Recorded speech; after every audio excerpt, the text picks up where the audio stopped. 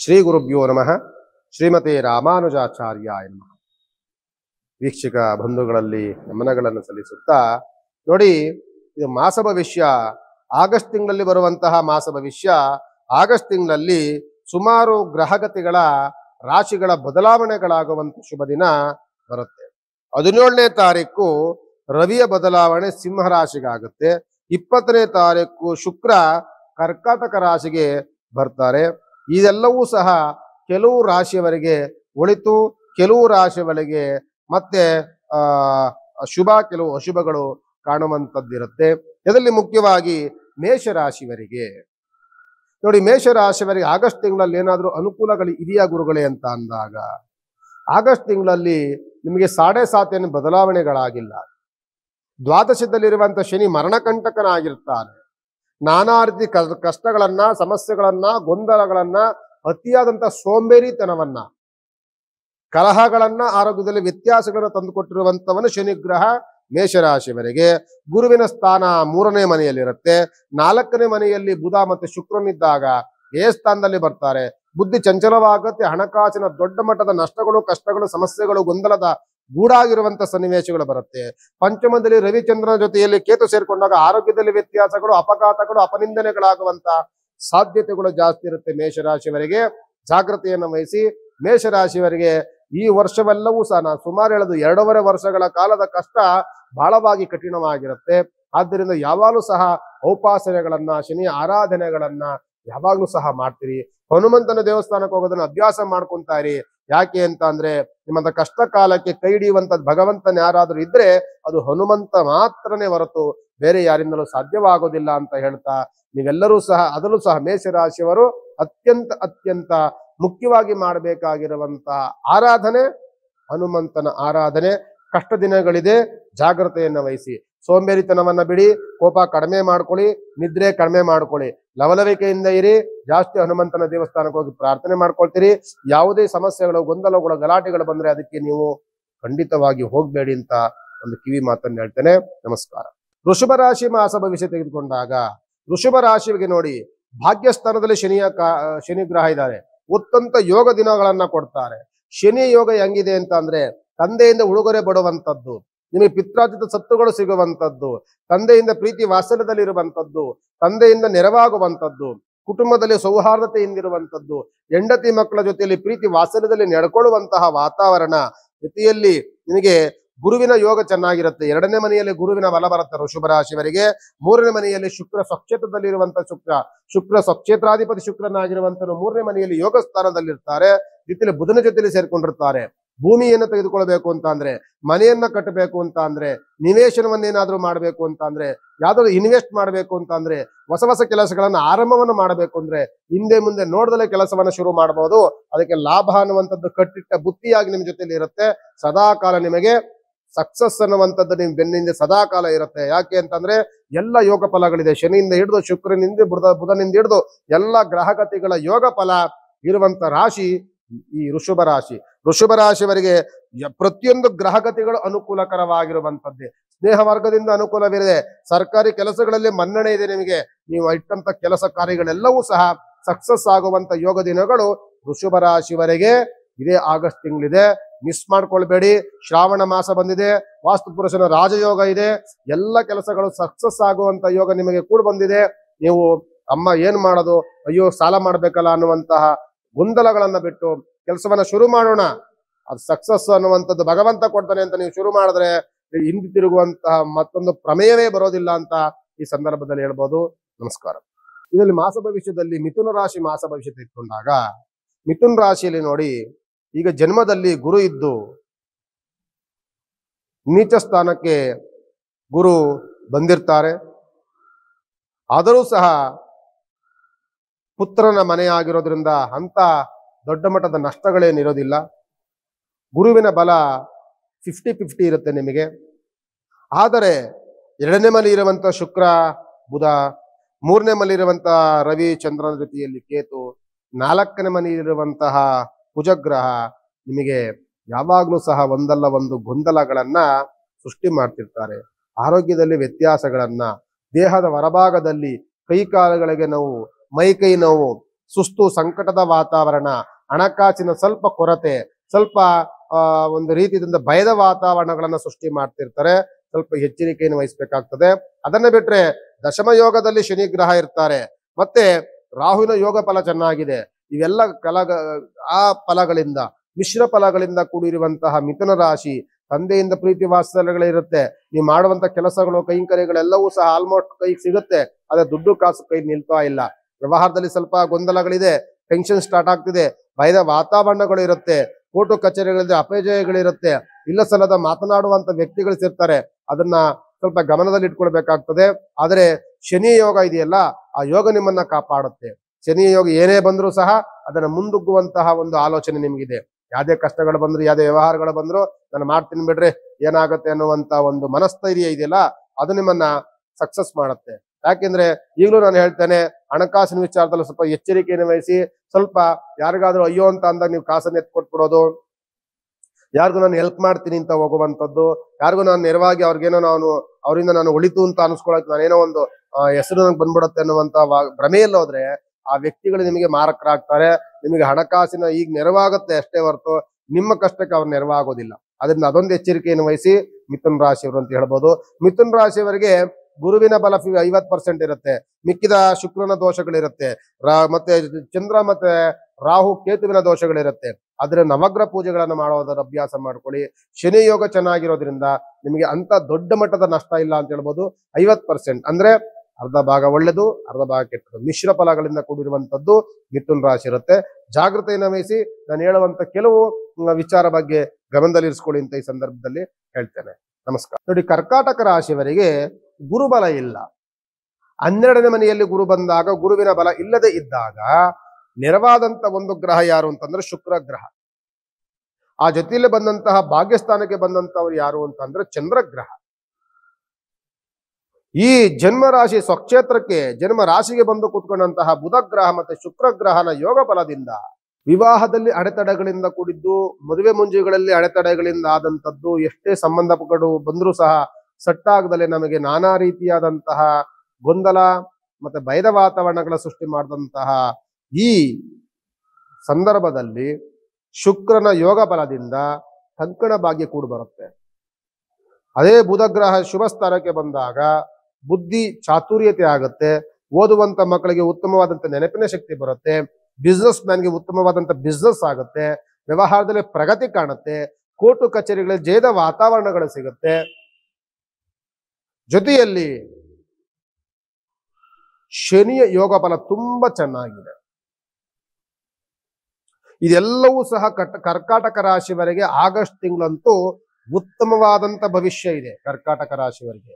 ಜೊತೆಲಿ ನಿಮ್ಗೆ ನೋಡಿ, 2ನೇ ಮನೆಯಲ್ಲಿ ಚಂದ್ರ ಮತ್ತೆ ಕೇತುಗಳು ಬರ್ತಾರೆ, ಅದು ಅಂತ ನಿಮ್ಗೆ ಸಮಸ್ಯೆಗಳು ಬರೋದಿಲ್ಲ. 3ನೇ ಮನೆಯಲ್ಲಿ ಕುಜ, ಸ್ವಲ್ಪ ಸಣ್ಣ ಪುಟ್ಟ ಹೊಟ್ಟೆ ಉರಿ ಪಡುವಂತ ಜನಗಳು, ಆಗುವಂತ ಕೆಲಸಗಳಿಗೆ ಕಲ್ಲಾಕುವಂತ ಜನಗಳಿರ್ತಾರೆ, ಅಸೂಯೆ ಪಡುವಂತ ಜನಗಳಿರ್ತಾರೆ. ಅದ್ರ ಬಗ್ಗೆ ಜಾಗ್ರತೆಯನ್ನು ವಹಿಸಬೇಕಾಗ್ತದೆ. ವ್ಯವಹಾರದಲ್ಲಿ ಪ್ರಗತಿ ಕಾಣುವಂತ ಯೋಗ ದಿನ ಇದೆ. ಮನೆಯಲ್ಲಿ ಶುಭ ಕಾರ್ಯಗಳಾಗುವಂತ ಯೋಗ ದಿನಗಳು ಖಂಡಿತವಾಗಿ ಕೂಡ ಬಂದಿದೆ. ಗುರುವಿನ ಬಲ ಇಲ್ವಲ್ಲ, ಅದೃಷ್ಟ ಗುರುವಿನ ಬಲ ಬದಲು ಶುಕ್ರನ ಬಲ ಬಂತು. ಅದು ಗುರುವಿನ ಬಲ ಬೇಕು ಅಂತ ಅಂದಾಗ ನಾವೇನ್ ಮಾಡ್ಬೇಕು? ಗುರುವಿನ ಉಪಾಸನೆ ಮಾಡ್ಬೇಕು, ರಾಯರ ಪ್ರಾರ್ಥನೆಗಳನ್ನು ಮಾಡ್ಕೊಳ್ಬೇಕು. ಅಜ್ಞಾನ ತಿಮಿರಾಂಧಸ್ಯ ಜಾನಾನ್ ಜಲಶಲಾಚಯ ಚಕ್ಷು ವೃಕ್ಷಿತಮ್ಮೇನ ತತ್ಮೈ ಶ್ರೀ ಗುರುವೇ ನಮಃ ಅಂತ ಮಂತ್ರವನ್ನ ಆವಾಗಲೂ ಸಹ ಪಠಣವನ್ನ ಮಾಡಬೇಕು. ಎಲ್ಲಾದ್ರೂ ರಾಯರ ದೇವಸ್ಥಾನಗಳು, ನಿಮಗೆ ಗುರುವಿನ ಸಂಬಂಧಪಟ್ಟಂತ ದೇವಸ್ಥಾನಗಳು ಇದ್ರೆ ಅದೊಂದು ಪ್ರಾರ್ಥನೆ ಮಾಡ್ಕೊಂಡು ಬನ್ನಿ, ಅನುಕೂಲವಾಗುತ್ತೆ. ನಮಸ್ಕಾರ. ಆಗಸ್ಟ್ ತಿಂಗಳಲ್ಲಿ ಸಿಂಹ ರಾಶಿಗೆ ಹೆಂಗ್ ಫಲ ಇದೆ ಗುರುಗಳೇ ಅಂತ ಅಂದಾಗ, ಸಿಂಹ ರಾಶಿ ನೋಡಿ, ಉತ್ತಮವಾದಂತ ಗುರುವಿನ ಫಲ, ಕೈ ಹಾಕಿದ ಕೆಲಸಗಳೆಲ್ಲವೂ ಸಕ್ಸಸ್. ಆದರೆ ಆ ಬಂದಂತ ಕೆಲಸವನ್ನ ಮಧ್ಯಭಾಗದಲ್ಲಿ ಕಿತ್ಕೊಂಡು ಹೋಗುವಂತವ್ರು ಜಾಸ್ತಿ. ಹಿತಶತ್ರುಗಳ ಕಾಟ ಜಾಸ್ತಿ, ನಿಮಗೆ ಕುಟುಂಬದಲ್ಲಿಯೇ ಕಲಹಗಳಾಗುವಂತ ಕಷ್ಟಗಳು ಜಾಸ್ತಿ, ಮನೆಯಲ್ಲಿ ನೆಮ್ಮದಿ ಇಲ್ಲದಂತ ವಾತಾವರಣಗಳು ಆಗುವಂಥದ್ದು ಜಾಸ್ತಿ, ಸಣ್ಣ ಸಣ್ಣ ವಿಚಾರಗಳಿಗೂ ಗೊಂದಲಗಳು, ಗಲಾಟೆಗಳು, ಮನಸ್ತಾಪಗಳು, ಬೇಸರಗಳು, ನಾನಾ ರೀತಿ ಹಿಂಸೆಗಳನ್ನು ಅನುಭವಿಸುವಂಥದ್ದು ಸಿಂಹರಾಶಿಯವರಿಗಿದೆ. ಯಾಕೆ ಅಂದ್ರೆ ಜನ್ಮ ರಾಶಿಯಲ್ಲಿರುವಂತವನು ರವಿಗ್ರಹ, ಸ್ವಕ್ಷೇತ್ರಾಧಿಪತಿ ರವಿ ಇದ್ದಾನೆ, ರವಿಯ ಜೊತೆಯಲ್ಲಿ ಚಂದ್ರಗ್ರಹ ಬರ್ತಾನೆ, ಅವನು ಸಾಕಾಗಲ್ಲ ಅಂತ ಕೇತು ಗ್ರಹ ಅಲ್ಲೇ ಬಂದು ಕೂತ್ಕೊಳ್ತಾನೆ. ಇದೆಲ್ಲವೂ ಬಂದಾಗ ಆಗುವಂತ ಕೆಲಸಗಳೆಲ್ಲವೂ ಸಹ ನೀರಿನಲ್ಲಿ ಹೋಮ ಮಾಡ್ದಂಗ ಆಗತ್ತೆ. ಜೊತೆಯಲ್ಲಿ ಸಾಕಾಗಲ್ಲ ಅಂತ ಅಷ್ಟಮದಲ್ಲಿ ಶನಿ ಕಾಟ ಬೇರೆ, ತಂದೆಯಿಂದ ವಿರೋಧ, ಕುಟುಂಬದಲ್ಲಿ ವಿರೋಧ, ದಾಯಾದಿ ಕಲಹಗಳು, ಕುಟುಂಬದಲ್ಲಿ ನಾನಾ ರೀತಿ ಕಷ್ಟಗಳು, ಜೊತೆಯಲ್ಲಿ ಕೋರ್ಟು ಕಚೇರಿಗಳಲ್ಲಿ ಫೇಲ್ಯೂರ್ಗಳಾಗುವಂತ ಸನ್ನಿವೇಶಗಳು. ಗುರುವಿನ ಬಲ ಇದೆ, ಏನ್ ಮಾಡಕ್ಕದು? ಕೆಲಸ ಕಾರ್ಯಗಳಾಗ್ತಿದೆ, ಆದರೆ ಮಧ್ಯಭಾಗದ ಎಲ್ಲವೂ ಸಹ ನಮಗೆ ನಷ್ಟವಾಗ್ತಾ ಇದೆ. ಕೆಲಸ ಕೈ ತುಂಬಾ ಕೆಲಸ ಇದೆ ರೀ, ನನಗೆ ಕುಂತ್ಕೊಳ್ಳೋಕ್ಕೂ ಟೈಮ್ ಇಲ್ಲ, ಅಷ್ಟು ಕೆಲಸ ಇದೆ, ಅದೇ ದುಡ್ಡು ಕಾಸು ನಿಲ್ತಿಲ್ಲ. ಕೆಲಸಕ್ಕೆ ಹೋದ್ರೆ ಅಲ್ಲೊಂಥರ ಕಿರಿಕಿರಿ, ಮೇಲಧಿಕಾರಿ ಅವನೊಂಥರ ಹಿಂಸೆ ಕೊಡ್ತಾರೆ, ಇಲ್ಲೋದ್ರೆ ಅಲ್ಲೊಂಥರ ಹಿಂಸೆ, ಮನೆ ಬಂದ್ರೆ ಒಂಥರ ಹಿಂಸೆ. ಈ ರೀತಿಯಾದಂತಹ ನೋವುಗಳು ಬಾಧೆಗಳಿಂದ ಕೂಡಿರುವಂತವರು ಸಿಂಹರಾಶಿಯವರು. ಸಿಂಹರಾಶಿಯವರು ಮಾಡಬೇಕಾಗಿರುವಂಥದ್ದು 1 ಗ್ರಹ 2 ಗ್ರಹ ಪೂಜೆಗಳಲ್ಲ, ಇಡೀ ನವಗ್ರಹಗಳ ಆರಾಧನೆಯನ್ನ ಮಾಡಬೇಕು. ಈಗ ಆಗಸ್ಟ್ ತಿಂಗಳಲ್ಲಿ ಶನಿ ಅಷ್ಟಮದಲ್ಲಿ ಶನಿ, ಜನ್ಮದಲ್ಲಿ ಕೇತು, ಜನ್ಮದಲ್ಲಿ ಚಂದ್ರ, ಜನ್ಮದಲ್ಲಿ ರವಿ,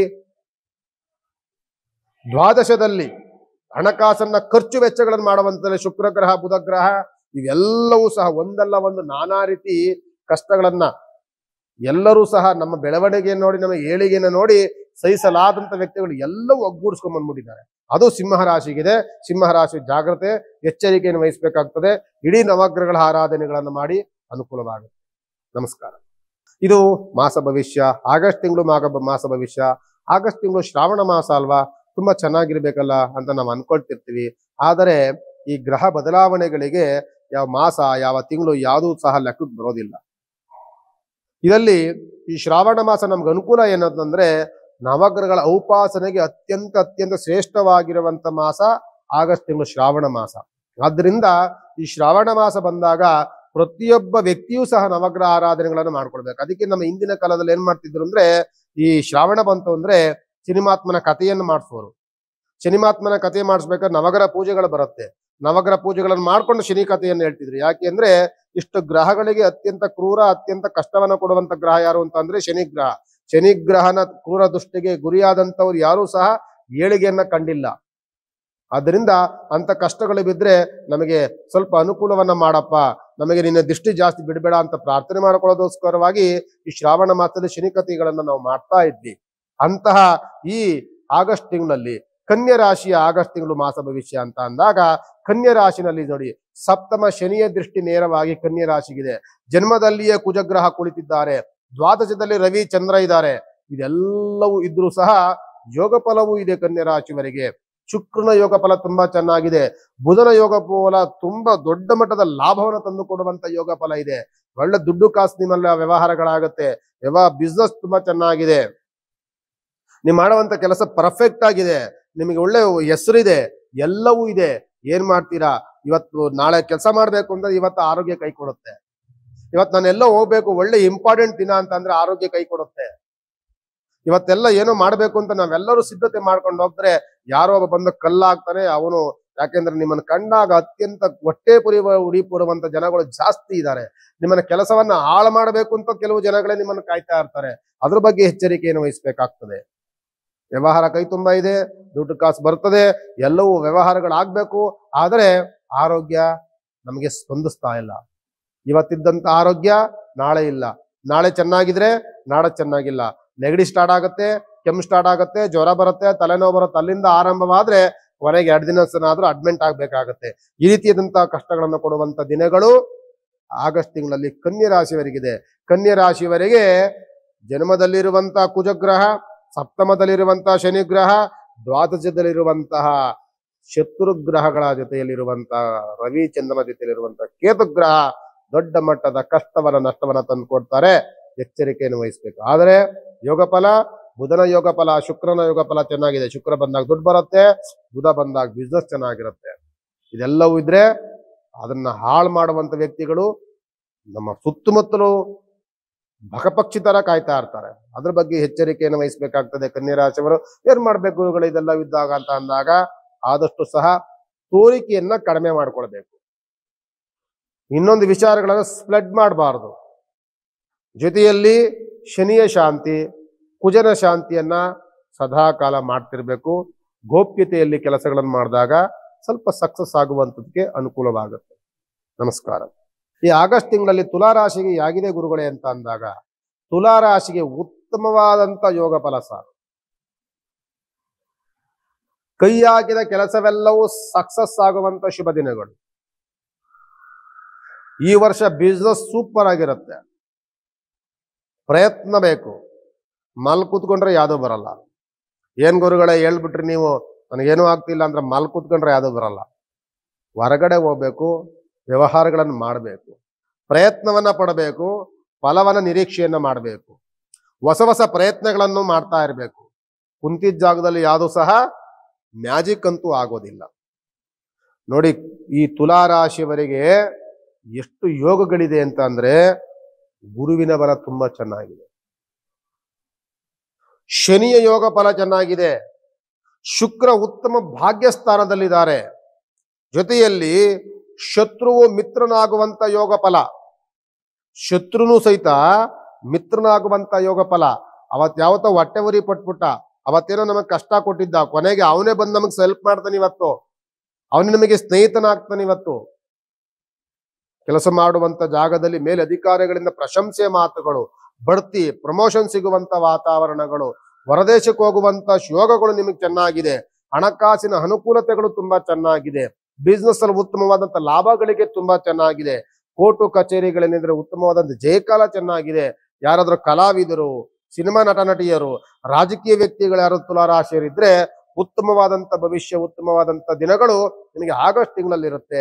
ಈ ಆಗಸ್ಟ್ ತಿಂಗಳಿನ ಫಲ ನಿಮ್ಗೆ ಎಲ್ಲಿ ತನಕ ಸಿಗುತ್ತೆ ಅಂತ ಅಂದ್ರೆ ಡಿಸೆಂಬರ್ ವರೆಗೂ ನಿಮ್ಮನ್ನು ಕರ್ಕೊಂಡು ಹೋಗುತ್ತೆ. ಅಷ್ಟು ಯೋಗ ಫಲದಿಂದ ಕೂಡಿರುವಂತದ್ದು ತುಲಾ ರಾಶಿ. ಆಗಸ್ಟ್ ತಿಂಗಳ ತುಲಾ ರಾಶಿ ಅತ್ಯಂತ ಯೋಗ ಫಲ. ನೀವೇನಾದ್ರೂ ಪೂಜೆ ಮಾಡ್ಬೇಕಾ ಗುರುಗಳೇ ಅಂತ ಅಂದ್ರೆ, ನಿಮಗೆ ದ್ವಾದಶದಲ್ಲಿ ಸ್ವಲ್ಪ ಕುಜಗ್ರಹ ಬರ್ತಾರೆ. ಸ್ವಲ್ಪ ದ್ವಾದಶದ ಕುಜಗ್ರಹ ಬಂತ ಅಂತ ಅಂದ್ರೆ ಇವತ್ತೆಲ್ಲ ಚೆನ್ನಾಗಿತ್ತು, ಯಾಕೋ ಸ್ವಲ್ಪ ಇವತ್ತೊಂದು ಚೂರು ಎದೆ ಉರಿತಾ ಇದೆ, ಸ್ವಲ್ಪ ಯಾಕೋ ನನಗೆ ಸ್ವಲ್ಪ ಜೀರ್ಣ ಆಗ್ತಾ ಇಲ್ಲ, ಅಜೀರ್ಣತೆ ಇದೆ, ಈ ರೀತಿಯ ಸಣ್ಣ ಸಣ್ಣ ವ್ಯತ್ಯಾಸಗಳು ಕಾಣುತ್ತೆ. ಅದಕ್ಕೆ ಸುಬ್ರಹ್ಮಣ್ಯ ಸ್ವಾಮಿ ಸ್ವಲ್ಪ ಧ್ಯಾನವನ್ನ ಮಾಡಿ ಸಾಕು, ಬೇರೇನು ಬೇಡ ಅಂತ ತುಲಾ ರಾಶಿಯವರಿಗೆ. ಅದರಲ್ಲಿ ವೃಶ್ಚಿಕ ರಾಶಿಯವರಿಗೆ ಒಂದಲ್ಲ ಒಂದು ಅವಘಡಗಳು, ಸಮಸ್ಯೆಗಳು, ಗೊಂದಲಗಳು ಜಾಸ್ತಿ ನಿಮ್ಮನ್ನ ಕಾಡ್ತಾ ಇತ್ತು. ನಿಮಗೆ ಒಂದು ಸಿಹಿ ಸುದ್ದಿ ಏನಂತ ಅಂದ್ರೆ, ಆರೋಗ್ಯ ಅನುಕೂಲಕರವಾದಂತ ಯೋಗ ದಿನ ನಿಮಗೆ ಆಗಸ್ಟ್ ತಿಂಗಳಲ್ಲಿ ಆರಂಭವಾಗುತ್ತೆ. ಆರೋಗ್ಯದಲ್ಲಿ ನಾನಾ ರೀತಿ ಕಷ್ಟವನ್ನು ಅನುಭವಿಸಿದಂತಹ ವೃಶ್ಚಿಕ ರಾಶಿಯವರಿಗೆ ಕುಜಗ್ರಹನ ಯೋಗ ಫಲದಿಂದ ನಿಮಗೆ ಕಾಯಿಲೆಯಿಂದ ವಿಮುಕ್ತರಾಗುವಂತಹ ದಿನಗಳು, ಕಷ್ಟದಿಂದ ಹೊರಗಡೆ ಬರುವಂತಹ ಶುಭ ದಿನಗಳು ವೃಶ್ಚಿಕ ರಾಶಿಯವರಿಗಿದೆ. ವೃಶ್ಚಿಕ ರಾಶಿಯವರಿಗೆ ಗುರುವಿನ ಬಲ ಇಲ್ಲ, ಆದರೆ ಕುಜನ ಬಲ ಚೆನ್ನಾಗಿದೆ. ಜೊತೆಯಲ್ಲಿ ನಿಮಗೆ ಶುಕ್ರನ ಯೋಗ ಫಲವು ಚೆನ್ನಾಗಿ ಸಿಗುತ್ತೆ. ನಿಮಗೆ ವ್ಯವಹಾರ, ಹಣಕಾಸು, ಆರೋಗ್ಯ ಇಷ್ಟು ಚೆನ್ನಾಗಿದೆ. ದೋಷದಲ್ಲಿರುವಂಥವರು, ಪಂಚಮದಲ್ಲಿ ಶನಿ ಬಂದಾಗ ಅತಿಯಾದಂಥ ಕೋಪ ಜಾಸ್ತಿ ಬರುತ್ತೆ. ಮತ್ತೆ ಗುರುವಿನ ಬಲ ಬಂದಾಗ ಹೊಸ ಹೊಸ ಕೆಲಸಗಳೇನು ಬರೋದಿಲ್ಲ, ಕೆಲಸ ಮಾಡುವಂತ ಜಾಗದಲ್ಲಿ ಅಂತ ದೊಡ್ಡ ಪ್ರಶಂಸೆ ಏನು ಸಿಗೋದಿಲ್ಲ. ಆದ್ರೆ ಅತಿಯಾದಂತಹ ಕಷ್ಟ, ಅತಿಯಾದಂಥ ಶ್ರಮಕ್ಕೆ ತಕ್ಕಂಥ ಫಲಗಳು ನಿಮ್ಗೇನು ಸಿಗೋದಿಲ್ಲ. ಆದರೂ ಸಹ ಒಂದು ರೀತಿಯಾದಂತಹ ಉತ್ಸಾಹದಲ್ಲಿಲ್ಲ, ಯಾವಾಗಲೂ ಬೇಸರ, ಒಂದು ರೀತಿ ಏನೋ ಕಳ್ಕೊಂಡ ರೀತಿಯಲ್ಲಿ ಸಹ ಜೀವನವನ್ನ ಮಾಡುವಂಥದ್ದು ವೃಶ್ಚಿಕ ರಾಶಿಯವರು. ವೃಶ್ಚಿಕ ರಾಶಿಯವರಿಗೆ ಇನ್ನು ಮುಂದಿನ ದಿನಗಳಲ್ಲಂತೂ ಇದು ಬಿಗಿನಿಂಗ್. ನಿಮಗೆ ಈ ಶ್ರಾವಣ ಮಾಸ ನಿಮಗೆ ಶುಭ ಆಗುವಂತ ಸೂಚನೆಯನ್ನ ಕುಜನಿಂದ ಸ್ಟಾರ್ಟ್ ಆಗುತ್ತೆ. ಆರೋಗ್ಯದಲ್ಲಿ ಅನುಕೂಲಗಳಾಗುವಂತ ದಿನಗಳು ಆರಂಭವಾಗುತ್ತೆ. ಅಲ್ಲಿಂದ ನಿಮಗೆ ದಿನೇ ಕಳೀತಾ ಈಗ ಆಗಸ್ಟ್ ತಿಂಗಳು, ಸೆಪ್ಟೆಂಬರ್ ತಿಂಗಳು ಮುಗಿದ್ಮೇಲೆ ಇನ್ನೊಂಥರ ಗ್ರಹ ಒಳಿತನ್ ಮಾಡುತ್ತೆ. ನಿಮಗೆ ಆ ಸೆಪ್ಟೆಂಬರ್ ಅಕ್ಟೋಬರ್ ತಿಂಗಳು ಇನ್ನೊಂದು ಗ್ರಹ ಒಳಿತನ್ ಮಾಡುತ್ತೆ. ಹಿಂಗೆ ಒಂದೊಂದು ಗ್ರಹಗಳ ಒಳಿತಾಗುವಂತ ದಿನಗಳು ಕೂಡ ಬರುತ್ತೆ. ಯಾಕೆಂದ್ರೆ ಗುರುವಿನ ಬಲವೂ ನಿಮಗೆ ಚೆನ್ನಾಗಿ ಸಿಗುತ್ತೆ. ಶನಿ ಬದಲಾವಣೆ ಆಗೋದಿಲ್ಲ. ಶನಿ ಪಂಚಮದಲ್ಲಿ ಅಲ್ಲೇ ಇರ್ತಾರೆ. ಕೋಪ ಅನ್ನುವಂಥದ್ದು ಅಲ್ಲೇ ಇರುತ್ತೆ. ನಿಮಗೆ ದುಡುಕು ಸ್ವಭಾವ ಅನ್ನುವಂಥದ್ದು ಹಾಗೇ ಇರುತ್ತೆ. ಆದ್ರೆ ಬೇರೆ ಬೇರೆ ಗ್ರಹಗಳ ಬದಲಾವಣೆಗಳಿಂದ, ಈಗಿರುವಂತ ಸ್ಥಿತಿಗಳಿಂದ ಅನುಕೂಲವಾಗುವಂತ ದಿನಗಳು ಈಗ ಶ್ರಾವಣದಿಂದ ಆರಂಭವಾಗುತ್ತೆ. ಅದು ಯಾರಿಗೆ ಅಂದ್ರೆ ವೃಶ್ಚಿಕ ರಾಶಿಯವರಿಗೆ. ವೃಶ್ಚಿಕ ರಾಶಿ ಈಗ ಪ್ರೆಸೆಂಟ್ ಏನ್ ಮಾಡ್ಬೇಕು ವೃಶ್ಚಿಕ ರಾಶಿಯವರು ಅಂತ ಅಂದ್ರೆ, ಶನಿಯ ಉಪಾಸನೆ. ಪ್ರತಿ ಶನಿವಾರ ಶನಿಮಾತ್ಮನಿಗೊಂದು ಪ್ರಾರ್ಥನೆ, ಪ್ರತಿ ಗುರುವಾರ ಗುರುಗ್ರಹನಿಗೊಂದು ಪ್ರಾರ್ಥನೆಗಳನ್ನು ಮಾಡಿ ಅನುಕೂಲವಾಗುತ್ತೆ ಅಂತ ಈ ಸಂದರ್ಭದಲ್ಲಿ ಹೇಳ್ಬೋದು. ನಮಸ್ಕಾರ. ಈ ಮಾಸ ಭವಿಷ್ಯದಲ್ಲಿ ಧನುಸ್ ರಾಶಿ ತೆಗೆದುಕೊಳ್ತೇನೆ. ಧನುಸ್ ರಾಶಿಗೆ ನೋಡಿ, ಗುರುವಿನ ಬಲ 50%. ಯಾಕೆ ಅಂದ್ರೆ ಸಪ್ತಮ ಸ್ಥಾನದಲ್ಲಿ ಗುರು ಇರ್ತಾರೆ. ಆದರೆ ಅಷ್ಟಮ ಸ್ಥಾನದಲ್ಲಿ ಎರಡು ಗ್ರಹಗಳು ಬರುತ್ತೆ. ಅದು ಬುಧ ಮತ್ತೆ ಶುಕ್ರ ಗ್ರಹ. ಚತುರ್ಥ ಸ್ಥಾನದಲ್ಲಿ ಶನಿ ಗ್ರಹ ಇರ್ತಾರೆ. ಮಿಕ್ಕಿದ ಗ್ರಹಗಳು ಯೋಗದಲ್ಲಿದ್ರೂ ಸಹ ನಿಮಗೆ ಗುರುವಿನ ಬಲ 50% ನಿಮಗೆ ಗುರುಬಲವಿನ ಇದ್ರೂ ಸಹ ನಿಮಗೆ ಬುಧ ಮತ್ತೆ ಶುಕ್ರ ಗ್ರಹ ಸ್ವಲ್ಪ ಸಮಸ್ಯೆಗಳನ್ನ ತಂದೊಡ್ಡುವಂಥದ್ದು ಜಾಸ್ತಿ ಇರುತ್ತೆ. ನೆನಪಿನ ಶಕ್ತಿ ಕಡಿಮೆ ಆಗುತ್ತೆ. ಓದುವಂತ ಮಕ್ಕಳಿಗೆ ಗೊಂದಲಗಳು ಸೃಷ್ಟಿ ಆಗುತ್ತೆ. ಕೆಲಸದಲ್ಲಿ ಅಡೆತಡೆಗಳು ಬರುತ್ತೆ. ಬಿಸ್ನೆಸ್ ಅಲ್ಲಿ ಸ್ವಲ್ಪ ಲಾಸ್ ಆಗುತ್ತೆ. ಹಣಕಾಸಿನ ಕೊರತೆ ಬರುತ್ತೆ. ಸ್ವಲ್ಪ ಸಾಲದ ಬಾಧೆ ಬರುವಂತ ವಾತಾವರಣಗಳು ಧನುಸು ರಾಶಿಗೆ ಬರಬಹುದು. ಎಚ್ಚರಿಕೆಯನ್ನು ವಹಿಸಿ. ಅದನ್ನು ಬಿಟ್ರೆ ಒಂದು ಮನಸ್ಸು ದೃಢಕಾಯವಾಗಿರುತ್ತೆ. ಏನು ಬಂದರೂ ಸಹ ಸಾಧನೆ ಮಾಡುವಂತದ್ದು ಚಾಕುಚಕ್ಯತೆ ಇದೆ. ಯಾವ್ದಾದ್ರು ಬಂದ್ರು ಎದುರಿಸುವಂತಹ ಒಂದು ಮನಸ್ಥೈರ್ಯ ತುಂಬಾ ಚೆನ್ನಾಗಿದೆ ಧನುಸು ರಾಶಿಯವರಿಗೆ. ಯಾಕೆ ಅಂದ್ರೆ ಚಂದ್ರ ಮತ್ತೆ ರವಿ ಅದು ಯೋಗ ಫಲದಲ್ಲಿ ಕೂಡಿರ್ತಾರೆ.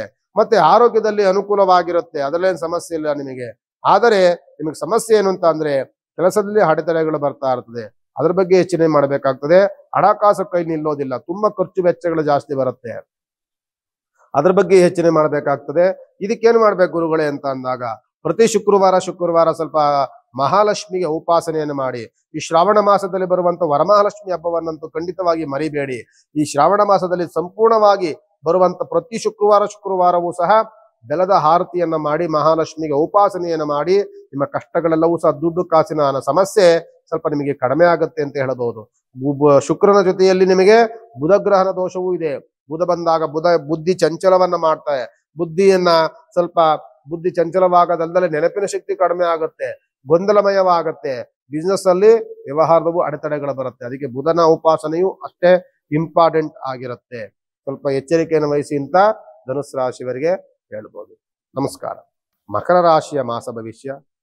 ಮಕರ ರಾಶಿ ನೋಡಿ ಸುಮಾರು ದಿನಗಳಿಂದ ಕಷ್ಟಗಳನ್ನ ಕಂಡಂತಹ ಮಕರ ರಾಶಿ, ಸುಮಾರು ಅಡೆತಡೆಗಳನ್ನ ಏರುಪೇರುಗಳನ್ನ ಸುಮಾರು ತೊಂದರೆ ತಾಪತ್ರಗಳನ್ನ ಅನುಭವಿಸಿರುವಂತಹ ಮಕರ ರಾಶಿ ದಿನೇ ದಿನೇ ಕಳಿತಾ ನಿಮಗೆ ಕಷ್ಟಗಳೆಲ್ಲವೂ ಸಹ ಮಂಜುಗೆಡ್ಡೆಯ ರೀತಿಯಲ್ಲಿ ಸಣ್ಣದ ಕರಗ್ತಾ ಬರುತ್ತೆ. ನಿಮಗೆ ಶನಿಯು ತುಂಬಾ ಯೋಗ ಫಲದಲ್ಲಿ ಬರ್ತಾರೆ. ಶನಿ ಮುಗಿದ ಮೇಲೆ ನಿಮಗೆ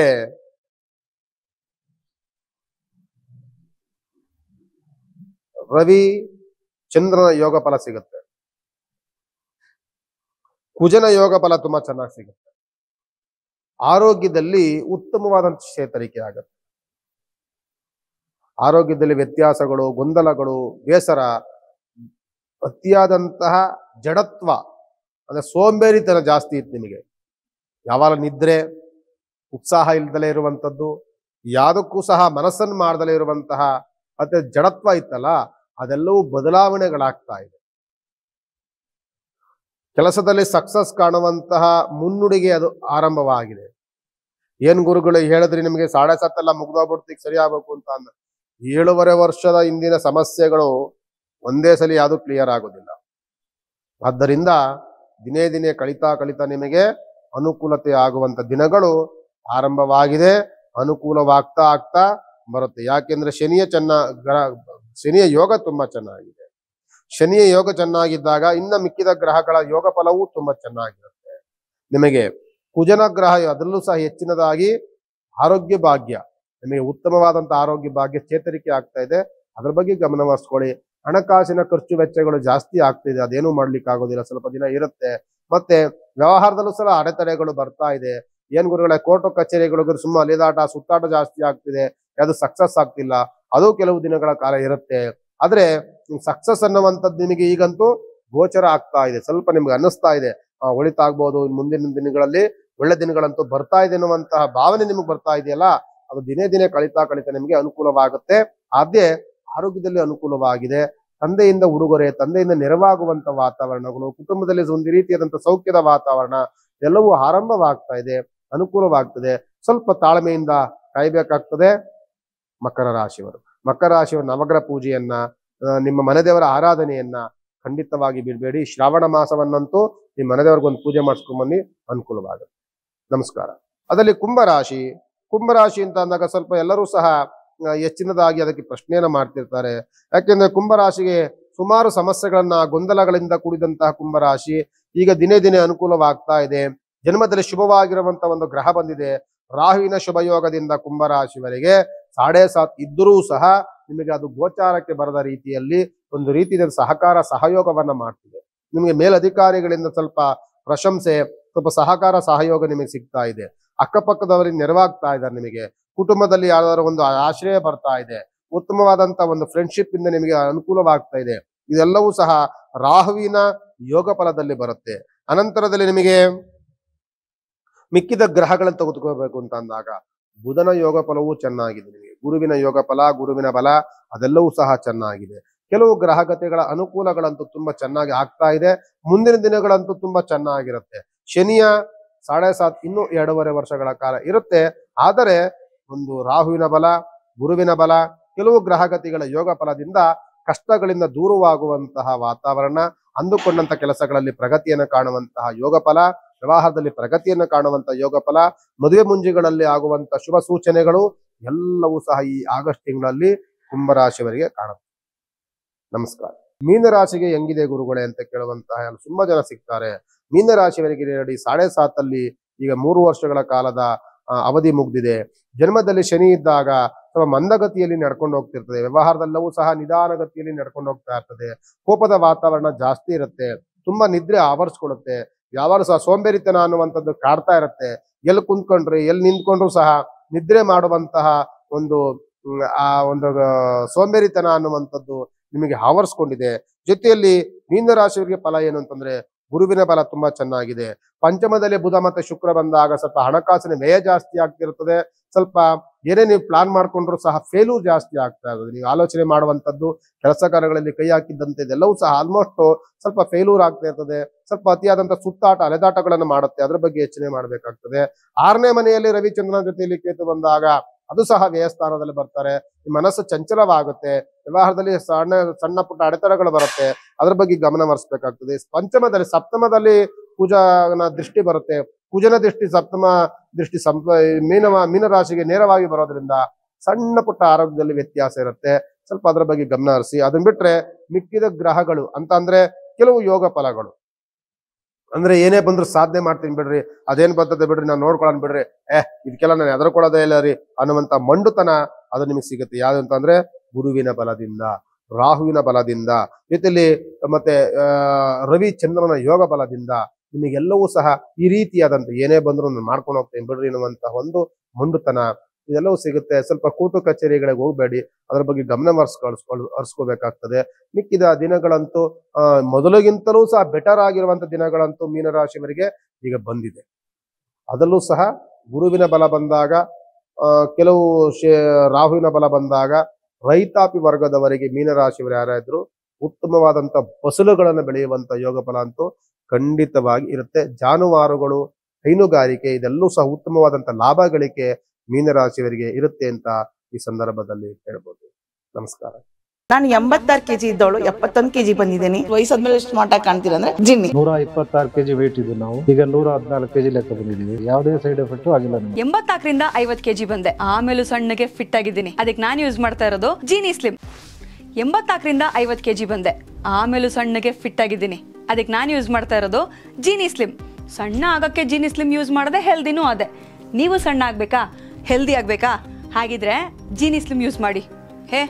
ಸಣ್ಣ ಆಗೋದಕ್ಕೆ ಯಾವುದೋ ಪ್ರಾಡಕ್ಟ್ ಹೇಳ್ತಾ ಇದ್ದಾಳೆ, ಏನಾದರೂ ಸೈಡ್ ಎಫೆಕ್ಟ್ಸ್ ಇದೆ ಅಂತ ಯೋಚನೆ ಮಾಡ್ತಾ ಇದ್ದೀರಾ? ಖಂಡಿತ ಇಲ್ಲ. ಯಾಕಂದ್ರೆ ಇದು ಕೆಮಿಕಲ್ ಫ್ರೀ. ಸಣ್ಣ ಆಗಬೇಕು ಅಂದ್ರೆ ಜೀನಿ ಸ್ಲಿಮ್ ಯೂಸ್ ಮಾಡಿ. ಹೆಚ್ಚಿನ ಮಾಹಿತಿಗೆ ಕೆಳಗೆ ಡಿಸ್ಪ್ಲೇ ಆಗ್ತಿರೋ ನಂಬರ್ಗೆ ಕಾಲ್ ಮಾಡಿ.